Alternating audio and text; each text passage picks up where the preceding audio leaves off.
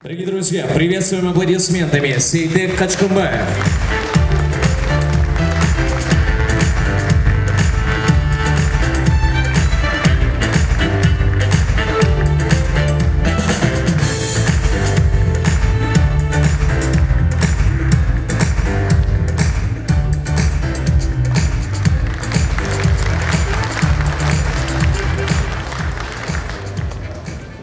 Арманыздар, урматтуу коноктор, урматтуу санаалаштар, урматтуу тилектештер, урматтуу мекендештер, урматтуу коллегалар.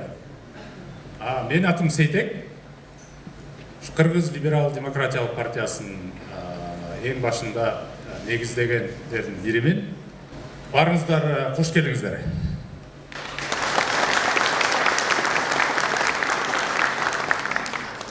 Дегенде алыстан келген конокторго барыңыздарга ушу атайын убактыңыздарды бөлүп ушул биздин баштап аткан бүгүнкү презентациябызга келип бергениңиздерге мен чоң ыраазычылык билдирем.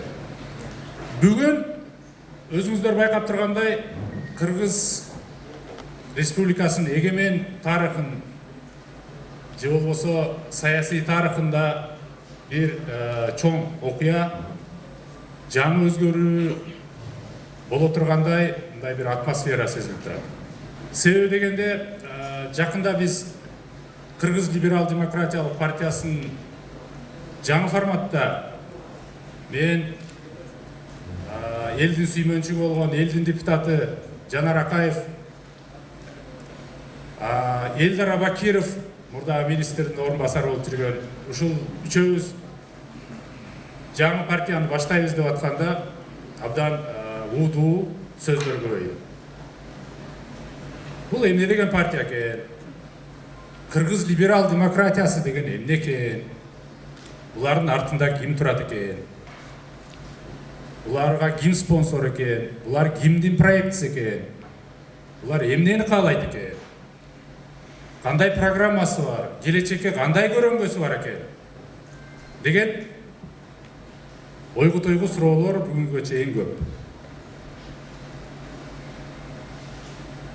Негизинен бүгүн мен сиздерге ушу Кыргыз либерал-демократиялык партиясынын курсун, келечекти Кыргыз Республикасынын өнүгүү жолуна карай кайсы багытка кетишибиз керек? Биздин миссиябыз эмне, тарыхый миссиябыз? Кандай максатыбыз бар? Негизинен ушуга фокус кылып сүйлөйүн.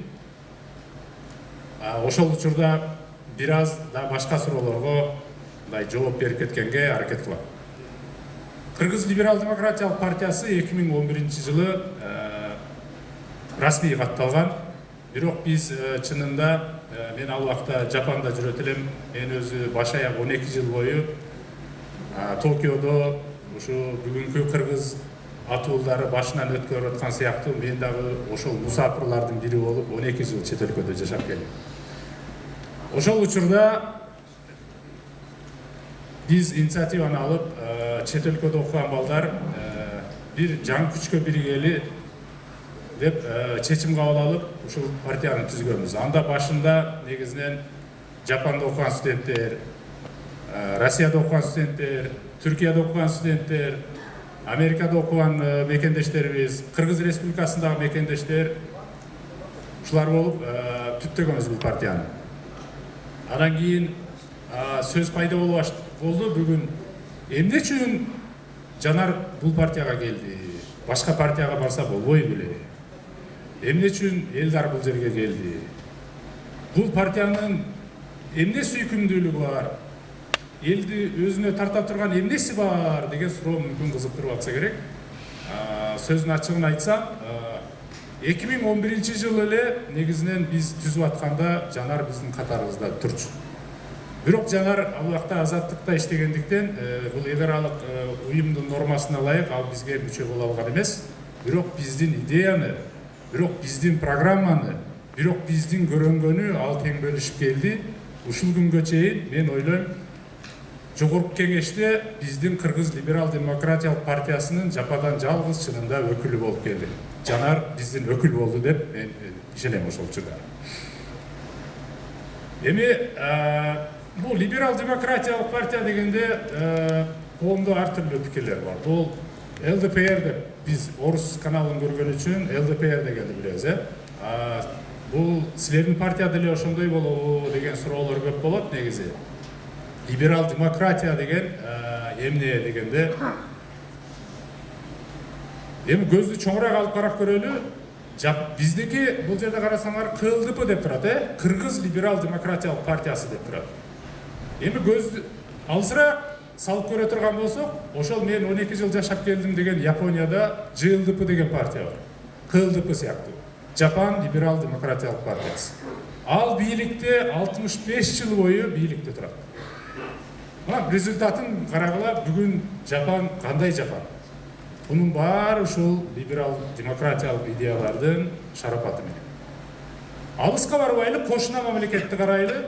Өзбекстанда жакында парламенттик шайлоодо УЗЛИ деп Өзбек либерал демократиялык партиясы жеңип чыкты. Бул деген нерсе либерал демократиялык идеялар биз кошунабызда деле бар, Жапанда деле бар деген түшүндү. Эми либерал демократия дегенде негизинен биз эмне үчүн бул кыргыз реалдуулугуна кандай буну адаптация кылсак болот, кандай кошсок болот деген суроо бар. Бул жерде биз негизги фокусту айтып атканыбыз либерал деген бул эркин деген сөз. Бул эркин ойлоо, эркин сөз айта алуу, эркин тандоо, эркин каалаган жерге барып көчүп кете алуу, эркин жерге жашоо деген түшүн. Мындайча айтканда эркин демократиялык партия деп айтсак болот. Эркин деген сөз бул либерал деген сөз.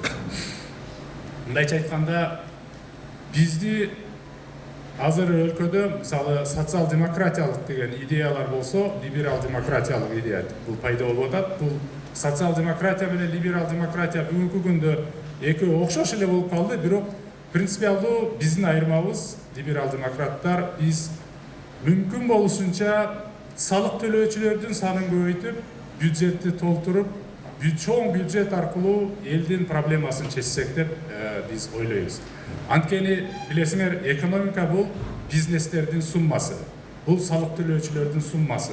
Өлкөдө канчалык салык төлөөчү көп болсо, бюджет чоң, бюджет аркылуу биз ошол социалдык проблемалардагы, бүткүл өлкөдөгү проблемаларды биз чече алабыз деп ишенебиз. Бул деген нерсе эркин соода.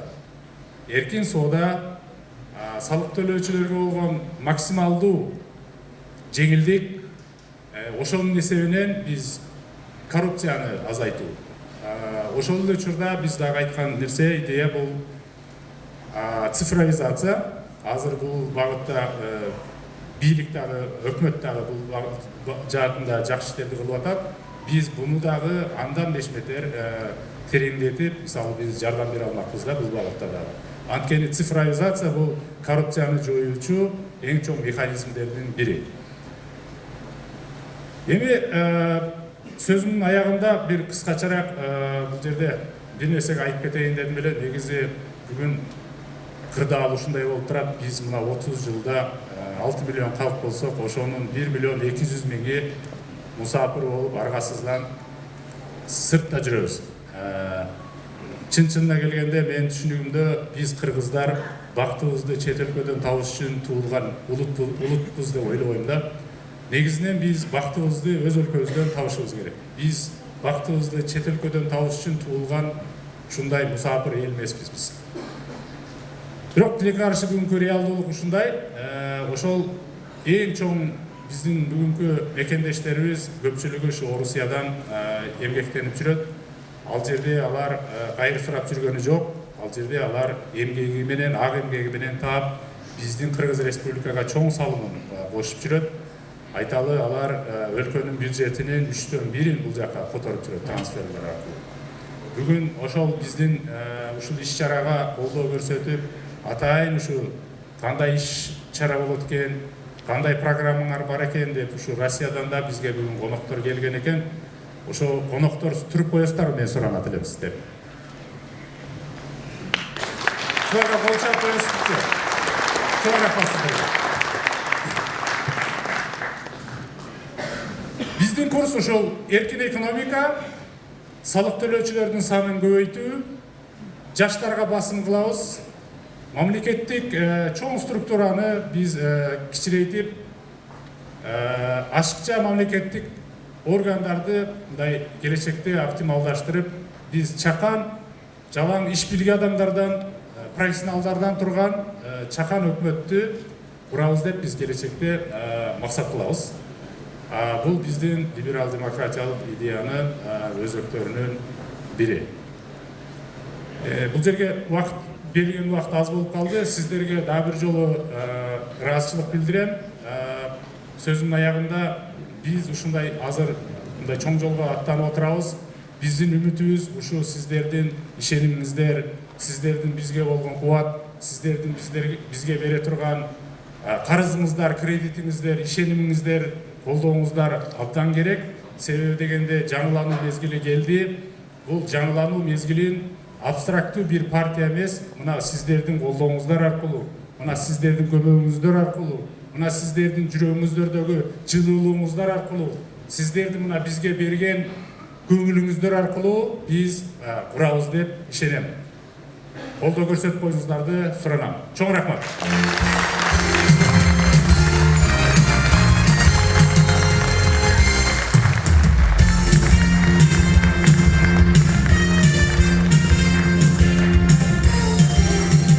Сейтек Качкынбаев мырзага терең ыраазычылыгыбызды билдиребиз. Презентацияны улантабыз.